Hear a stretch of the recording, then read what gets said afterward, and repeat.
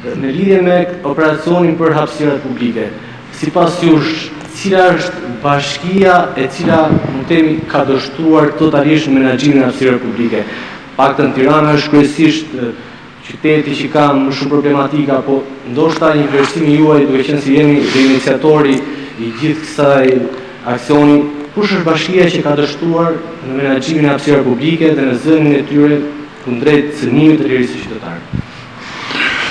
Tani, e para, Tirana është sikur më parë në media ndërkombëtare si një kryeqytet në zhvillim, si një kryeqytet për të vizituar, si një kryeqytet me arkitekturë të admirueshme për shkak të disa veprave arkitektonike natyrisht të përgjithshme etj. Dhe natyrisht që siç ka 95% të artikujve në media ndërkombëtare që flasin për këtë Tiranë, ka dhe një 5% që flet për këto histori të lavatrisheve. Po unë nuk merrem as me lavatrishas me frigorifer, unë merrem me Tiranën dhe me Shqipërinë që po transformohet dita ditës dhe që është në sytë të gjithëve ky transformim. Në sytë të gjithëve.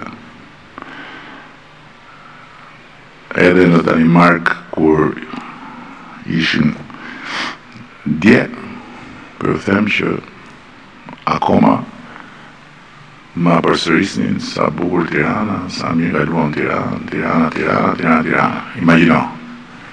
Tirana, një qytet, një kryeqytet, kur unë kam pritur gazetaren e parë të huaj që kam takuar për shkak detyrës si ministër kulture, që ishte një gazetar italiane e revistës Panorama, më kam mbetur gosh dhe ajo që më tha, se s'më kishte shkuar mendja, tha, ky është i pari qytet që unë shoh në jetën time ku nuk bëj dot një fotografi. Besoj ka thënë departamenti i shtetit dhe kreu Zoti Dumani. Kurse unë besoj që të quhesh sy nuk do të thotë që të kesh eksklusivitetin që të punosh me gojën sa herë që të shkon mendja, ndërkohë që këtu merret mikrofoni, bëhet pyetja, jepet përgjigje dhe vazhdohet. Kështu besoj unë. Dakor? Kjo është përgjigjja ime për çështjen e frigoriferit. Për sa i përket pyetjes tjetër të kostove. Çfarë do të thonë kjo pyetje? Se nuk e kuptova.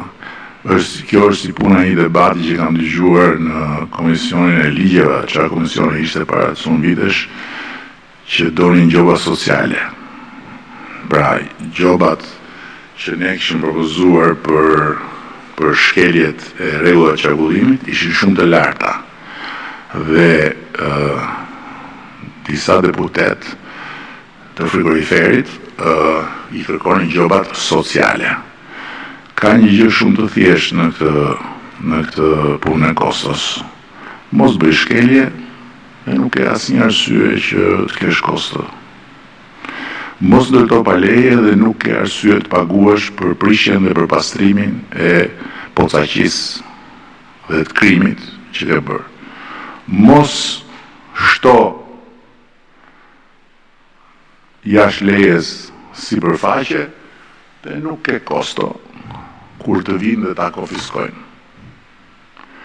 Dhe mbi të gjitha, kostot e ndërtuesve nuk më interesojnë fare. Ajo që më intereson mua janë kostot e qytetarëve.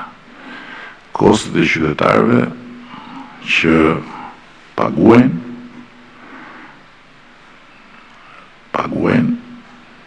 me kursimet e jetës tyre dhe marrjen e kredira etj. Për të marrë një apartament, për të marrë një shtëpi dhe e ndërrojnë atë shtëpinë e re. Dhe kur shkojnë paguajnë, ndërtuesi, se kisha një rast konkret para 2 ditësh me një karregjos. Ndërtuesi i tregon projektin. Edhe ke projekti shikon njeriu, mblidhet gjithë familja, shef projektin, gjithë gëzim, aty projekti shkëlqen me pemë, me ndryqim, dhe paguan. Kur shkon në tje, ajo godina nuk ngjan fare me atë që ka parë në fotografi. Është e shëmtuar. E para. E dyta, futet brenda dhe nuk merr dot hipotekën. Sepse ai ndërtuesi ka shkelur të gjitha kushtet e lejes. Se do t'i marri me vete në varr ato metrat katror tepër që ka bërë. Edhe kjo është kostoja që më intereson mua. Nuk është kostoja që do t'i rritet, që mos përmend emra tani, që do t'i rritet X-i dhe Y-i, se patjetër do që të bëj shtesa. Se nuk i dalin. Nuk i dalin 100 vila, do të bëj 120. Do dhe 20 pa leje. Po si edhe një shembull. Dhe para 2 ditësh, fola me njërin që u dhe mora vetë, se ishte bërë edhe të fortin inspektorëve. Ja kishte shitur apartamentin një zonje me balkon. S'kishte balkon. Ishte me balkon. Dhe me drejt thoshte, ja ku është. Ishte bërë denoncimin. Ma qoj dhe mua, ja ku është. Çfarë kam bler? Një godin me 3 kate dhe në katin e parë me balkone. Dhe ja çfarë kam marrë? Një godin me bobuzhela, se kështu i them atyre kondicionerëve që i vënë nëpër fasada, se nuk i kanë në lejen e ndërtimit. Dhe do t'ja heqim të tërë kondicionerët në fasada atyre që janë akoma në proces, të tjerëve s'kemi që i bëjmë. Dhe ja kishte nxjerr apartamentin në rrugë. Derën, ajo derën e balkonit e kishte bërë derë për të dalë nga shtëpia në rrugë. Edhe kush vinë në rrugë t'i futej në shtëpi. Këto janë kostot që ka Meraku. Nuk janë kostot e atij tipit që o do bëj balkonin, o do hyndis në zezë. A mund të dorëzosh mikrofonin diku tjetër se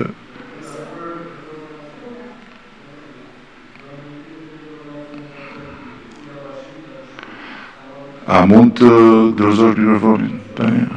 Mund të dorëzosh mikrofonin? Çështja e kjo pyetje e cila bashkia ka dështuar është një pyetje që pra pyetje frigoriferi, sepse këtu nuk bëhet fjalë se ka dështuar një bashki apo kanë dështuar gjitha bashkitë apo kanë dështuar të bashkitë.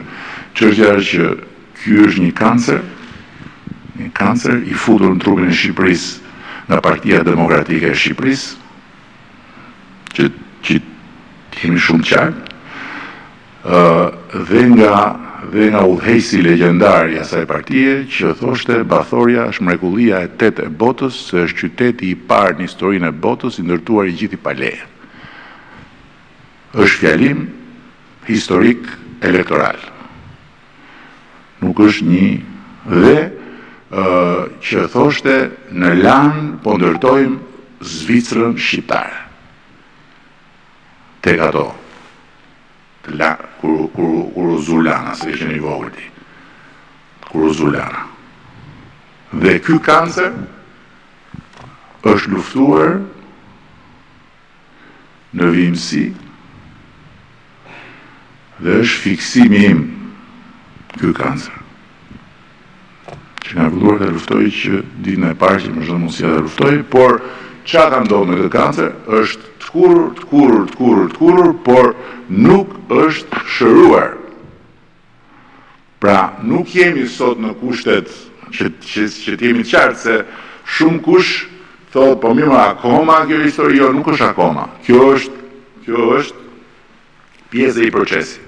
Se nuk jemi në kushtet kur vetëm nga lana kemi hequr 132.000 ton. 132.000 ton mbetje inerte. Vetëm nga 2 rrypa e lanës. Atëherë, sot nuk kemi të kushte, sot janë struktura të shmontueshme. Sot janë struktura të shmontueshme. Është një ndryshim shumë i madh. Për sa i përket kadreve pa leje, po, e vërtet, janë bërë kadre pa leje, po janë të gjitha të konfiskuara. Të gjitha janë marrë, janë sekuestruar dhe në bazë ligjit janë detyruar aty ku kanë dashur ta bëjnë të gjë, t'i blejnë me çmimin e tregut. Dhe janë detyruar t'i blejnë me çmimin e tregut vetëm për një arsye, dhe edhe këtë parablerin e hoqem tani, se s'ka nevojë më. Tani kush bën të re, nuk do të jetë më në gjendje të marrë njerëzit e t'i përdori si Hamasi. Ja, u kemi dhe mundësinë e parablerjes sepse ja kishin shitur njerëzve. Dhe si ta konfiskosh? Dhe janë miliona e miliona euro që vazhdojnë mblidhen. Sa për të qenë qartë. Pra nuk jemi në kushtet kur se kadret pa leje janë ndërtuar historikisht, nuk janë ndërtuar tani. Por ama nuk janë kur konfiskuar. Tani konfiskohen. 4.000 kusur metra aty te syri i Tiranës është bërë kontrata, do t'i marrë shteti. Ajsa janë, metër për metër që janë pa leje, do t'i marrë shteti. Është e nënshkruar. Ndërkohë që, kur në atë kohë unë propozoja që të vendoseshin gjoba, e di sa u vu gjoba? U vu 4% e kostos. 4% e kostos.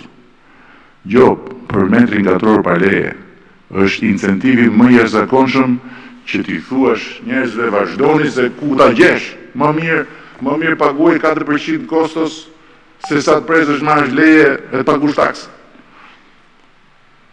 Dhe nuk e kujtoj eksakt shifrën se sa metra katror u ndërtuan pa leje në Tiranë. Dhe ishte koha kur edhe të gjithë inspektimin e kishte pushteti qendror një tash të quajtur polici ndërtimore. Mund të ketë polici ndërtimore? Për të prish? Kështu që duhet pa kujtesë historike se kur e ke arkivin frigorifer, nuk të punon syri. Po. Ekstra sheu Euronews Albania, zoti